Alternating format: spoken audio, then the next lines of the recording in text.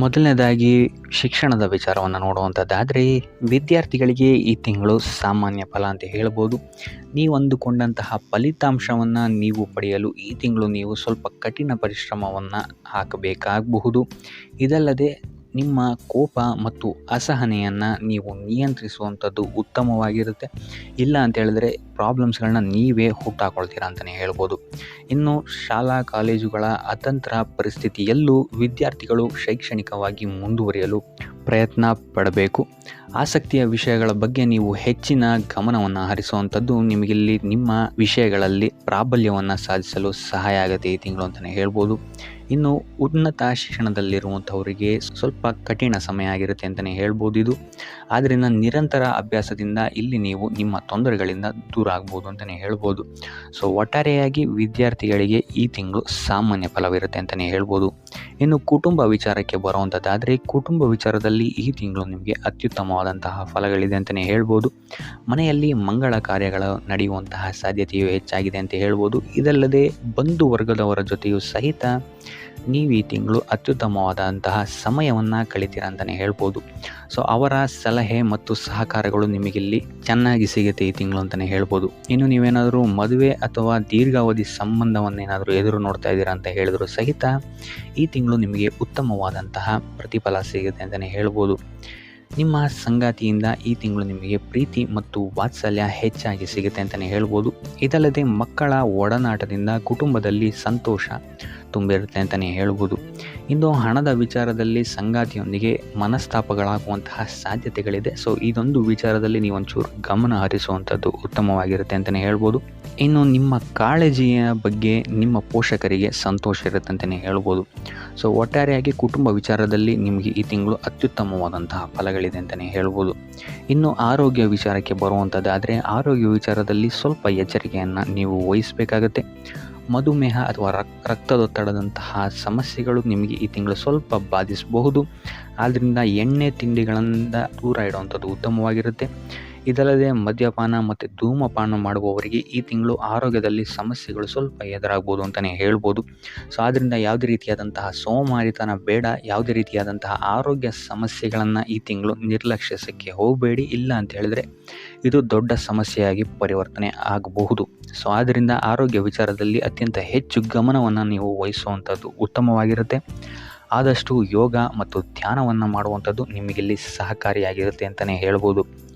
ಇನ್ನು ವೃತ್ತಿ ಜೀವನದ ವಿಚಾರಕ್ಕೆ ಬರುವಂಥದ್ದಾದರೆ ವೃತ್ತಿ ಜೀವನದ ವಿಚಾರದಲ್ಲಿ ಈ ತಿಂಗಳು ನಿಮಗೆ ಮಿಶ್ರ ಫಲ ಅಂತಲೇ ಹೇಳ್ಬೋದು. ಈ ತಿಂಗಳು ನಿಮಗೆ ಸ್ವಲ್ಪ ಒತ್ತಡ ನಿಮ್ಮ ಕೆಲಸದ ವಿಚಾರದಲ್ಲಿ ಹೆಚ್ಚಾಗ್ಬೋದು. ಇದಲ್ಲದೆ ಹೆಚ್ಚುವರಿ ಕೆಲಸಗಳು ಸಹಿತ ನಿಮಗಿಲ್ಲಿ ಹೆಚ್ಚಾಗುತ್ತೆ ಅಂತಲೇ ಹೇಳ್ಬೋದು. ಸೊ ಇದಲ್ಲದೆ ಸ್ಥಾನ ಬದಲಾವಣೆಯಾಗುವಂತಹ ಸಾಧ್ಯತೆಯು ಸಹಿತ ಇಲ್ಲಿ ಸ್ವಲ್ಪ ಹೆಚ್ಚಾಗಿದೆ ಅಂತಲೇ ಹೇಳ್ಬೋದು. ಇನ್ನು ನಿಮ್ಮ ಕಾರ್ಯಕ್ಷೇತ್ರದಲ್ಲಿ ನಿಮ್ಮ ಸಹವರ್ತಿಗಳಿಂದ ಆದಷ್ಟು ಎಚ್ಚರಿಕೆಯಿಂದಿರಿ. ಯಾಕಂತ ಹೇಳಿದ್ರೆ ಮುಂದಗಡೆ ಚೆನ್ನಾಗಿ ಹೇಳ್ತಾರೆ, ಬಟ್ ಹಿಂದೆಗಡೆ ಹೋಗಿ ಕಿತಾಪತಿ ಮಾಡುವಂತಹ ಕೆಲಸಗಳು ಹೆಚ್ಚಾಗುತ್ತೆ ಅಂತಲೇ ಹೇಳ್ಬೋದು.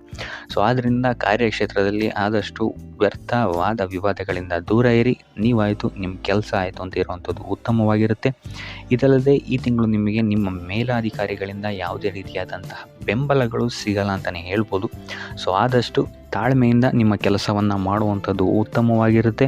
ಇದಲ್ಲದೆ ನಿಮ್ಮ ಪ್ರಮುಖ ಕೆಲಸಗಳು ಈ ತಿಂಗಳು ಪೋಸ್ಟ್ಪೋನ್ ಆಗುವಂತಹ ಸಾಧ್ಯತೆಯು ಹೆಚ್ಚಾಗಿದೆ ಅಂತ ಹೇಳ್ಬೋದು. ಇಲ್ಲ ಅಂತ ಹೇಳಿದ್ರೆ ಅಡೆತಡೆಗಳು ತುಂಬ ಹೆಚ್ಚಾಗುವಂತಹ ಸಾಧ್ಯತೆ ಇದೆ ಅಂತಲೇ ಹೇಳ್ಬೋದು. ಸೊ ಆದ್ದರಿಂದ ಮೊದಲೆರಡು ವಾರಗಳು ನೀವು ಆದಷ್ಟು ಗಮನ ವಹಿಸುವಂಥದ್ದು ಉತ್ತಮವಾಗಿರುತ್ತೆ. ತದನಂತರದ ವಾರಗಳು ನಿಮಗಿಲ್ಲಿ ಸ್ವಲ್ಪ ಪಾಸಿಟಿವ್ ಆಗುತ್ತೆ ಪರಿಸ್ಥಿತಿಗಳು ಅಂತಲೇ ಹೇಳ್ಬೋದು. ಇದಲ್ಲದೆ ನೀವು ಮಾಡುವಂತಹ ಕೆಲಸಕ್ಕೆ ನಿಮಗಿಲ್ಲಿ ರೆಕಗ್ನಿಷನ್ ಸಿಗದೆ ಹೋಗ್ಬೋದು. ಸೊ ಆದ್ದರಿಂದ ಯಾವುದೇ ರೀತಿಯಾದಂತಹ ಆತುರದ ನಿರ್ಧಾರಗಳನ್ನು ನಿಮ್ಮ ವೃತ್ತಿ ಜೀವನದಲ್ಲಿ ತಗೊಳ್ಳೋಕ್ಕೆ ಹೋಗಬೇಡಿ. ಆದಷ್ಟು ತಾಳ್ಮೆಯಿಂದಿರಿ. ಮುಂಬರುವಂತಹ ದಿನಗಳಲ್ಲಿ ಇದು ನಿಮಗೆ ಸಹಕಾರಿಯಾಗಿರುತ್ತೆ ಅಂತ ಹೇಳ್ಬೋದು. ಸೊ ಒಟ್ಟಾರೆಯಾಗಿ ವೃತ್ತಿ ಜೀವನದಲ್ಲಿ ನಿಮಗೆ ಈ ತಿಂಗಳು ಮಿಶ್ರ ಫಲ ಅಂತಲೇ ಹೇಳ್ಬೋದು.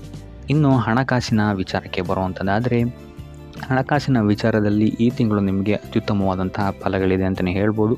ಸೊ ವ್ಯಾಪಾರ ವ್ಯವಹಾರದಲ್ಲಿರುವಂಥವರಿಗೆ ಅನಿರೀಕ್ಷಿತವಾದಂತಹ ಲಾಭ ಮತ್ತು ಉತ್ತಮ ಆದಾಯ ಗಳಿಕೆ ಈ ತಿಂಗಳು ನಿಮಗೆ ಸಿಗುತ್ತೆ ಅಂತಲೇ ಹೇಳ್ಬೋದು. ಇದಲ್ಲದೆ ನಿಮ್ಮ ಸಂಗಾತಿ ಅಥವಾ ನಿಮ್ಮ ಕುಟುಂಬದ ಸದಸ್ಯರಿಂದ ನಿಮಗೆ ಈ ತಿಂಗಳು ಉಡುಗೊರೆಗಳು ಸಿಗುವಂತಹ ಸಾಧ್ಯತೆಯು ಸಹಿತ ಹೆಚ್ಚಾಗಿದೆ ಅಂತಲೇ ಹೇಳ್ಬೋದು. ಇನ್ನು ನಿಮ್ಮ ಹೂಡಿಕೆಗಳಿಂದಲೂ ಸಹಿತ ಈ ತಿಂಗಳು ನಿಮಗೆ ಅತ್ಯುತ್ತಮವಾದಂತಹ ಲಾಭಗಳಾಗುತ್ತೆ ಅಂತ ಹೇಳ್ಬೋದು. ಅದರಲ್ಲೂ 17ರ ಒಳಗೆ ನೀವು ಮಾಡಿರುವಂತಹ ಪ್ರತಿಯೊಂದು ಹೂಡಿಕೆಗಳು ನಿಮಗಿಲ್ಲಿ ಲಾಭದಾಯಕವಾಗಿರುತ್ತೆ ಅಂತಲೇ ಹೇಳ್ಬೋದು. ಇದಲ್ಲದೆ ಈ ತಿಂಗಳು ನೀವು ಅತಿ ಹೆಚ್ಚು ಬೆಳವಣಿಗೆಯನ್ನು ನಿಮ್ಮ ವ್ಯಾಪಾರ ಮತ್ತು ವ್ಯವಹಾರದಲ್ಲಿ ನೋಡ್ತೀರಾ ಅಂತಲೇ ಹೇಳ್ಬೋದು. ಆದರೆ ಒಂದು ವಿಚಾರದಲ್ಲಿ ಸ್ವಲ್ಪ ಗಮನವಹಿಸಿ, ಅನಿರೀಕ್ಷಿತ ಖರ್ಚುಗಳಾಗುವಂತಹ ಸಾಧ್ಯತೆಗಳಿದೆ. ಸೊ ಆದ್ದರಿಂದ ಮುನ್ನೆಚ್ಚರಿಕೆ ವಹಿಸಿ ಪ್ರತಿಯೊಂದು ಕೆಲಸವನ್ನು ಮಾಡುವಂಥದ್ದು ನಿಮಗೆ ಈ ತಿಂಗಳು ಉಪಯೋಗಕರವಾಗಿದೆ ಅಂತಲೇ ಹೇಳ್ಬೋದು.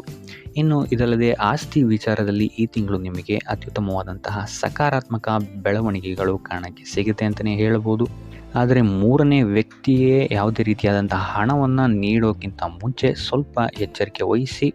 ಯಾಕಂತ ಹೇಳಿದ್ರೆ ಕೊಟ್ಟಂತಹ ಹಣ ಮತ್ತೆ ಹಿಂತಿರುಗಿ ಬರುವಂಥದ್ದು ಸ್ವಲ್ಪ ಕಷ್ಟ ಆಗಬಹುದು. ಸೊ ಆದ್ದರಿಂದ ಹಣವನ್ನು ಸಾಲವಾಗಿ ನೀಡೋಕ್ಕಿಂತ ಮುಂಚೆ ಪ್ರತಿಯೊಂದನ್ನು ಗಮನಿಸುವಂಥದ್ದು ಉತ್ತಮವಾಗಿರುತ್ತೆ ಅಂತ ಹೇಳ್ಬೋದು.